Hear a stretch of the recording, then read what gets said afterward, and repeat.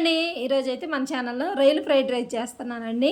ఈ విధంగా రొయ్యలు ఫ్రైడ్ రైస్ ఏంటంటే చాలా టేస్ట్గా ఉంటుందండి. మనం ఇంట్లోనే సింపుల్గా ఈ విధంగా చేసుకోవచ్చండి. చేసే విధానం చూడండి. ముందుగా నేనైతే రొయ్యలు తీసుకున్నానండి, శుభ్రంగా క్లీన్ చేసుకొని ఈ విధంగా పెట్టుకున్నానండి. ఇప్పుడు తగినంత ఒక స్పూను కారం, సాల్ట్ వేసి రొయ్యలను చక్కగా కలబెట్టుకొని పక్కన పెట్టుకోవాలండి. ఏంటంటే ఇలాగా ఒక అరగంట పక్కన పెడితే చక్కగా కారం, సాల్ట్ రొయ్యలకు పట్టిద్దండి.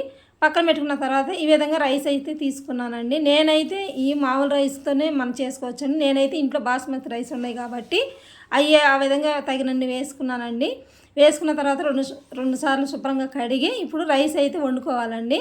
వండుకున్న వీడియో అయితే నేను చూపించట్లేదు కాబట్టి ఇదిగో రైస్ ఈ విధంగా కొంచెం ఆయిల్ వేసి ఒక స్పూన్ సాల్ట్ వేసి ఈ విధంగా పొడి పొడిగా వండుకున్నానండి. ఎందుకంటే మనం ఫ్రైడ్ రైస్ చేస్తున్నాం కాబట్టి రైస్ ఎంత పొడిగా ఉంటే అంత టేస్ట్గా ఉంటుందండి. తర్వాత పొయ్యి మీద కళాయి పెట్టుకొని తగినంత ఆయిల్ పోసుకొని ముందుగా మనం కలిపెట్టుకున్న ఈ విధంగా రొయ్యలు వేసి చక్కగా రొయ్యల్ని మనం ఫ్రై చేసుకోవాలండి. చాలా టేస్ట్గా ఉంటుంది. ఈ విధంగా ఫ్రై చేసిన రొయ్యలను తీసుకొని వేరే బౌల్లోకి తీసుకోవాలండి.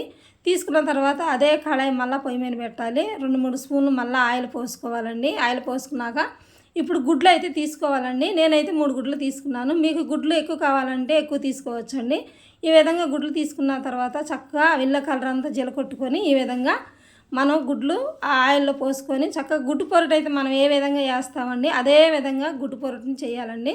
చేసిన తర్వాత ఏంటంటే చక్కగా మనకి పొడి పొడిగా వస్తుంది. ఈ విధంగా వచ్చిన తర్వాత ముందుగా మనం వండుకున్న రైస్ కూడా వేసుకోవాలండి. నేనైతే ఈ విధంగా బాస్మతి రైస్తో చేస్తున్నా కాబట్టి చాలా టేస్ట్గా ఉందండి.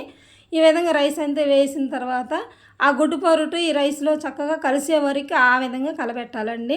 చక్కగా కలుస్తూ ఉంటుంది. తర్వాత మనం ముందుగా ఉడకబెట్టుకున్న ఫ్రై చేసుకున్న రొయ్యలు కూడా వేయాలండి. ఆ రొయ్యలు కూడా వేసి చక్కగా ఈ గుడ్డు పొరుటు ఆ రొయ్యలు కలిసే వరకు కలబెట్టాలండి. తర్వాత తగినన్ని పచ్చిమిర్చి కూడా వేసుకోవాలి.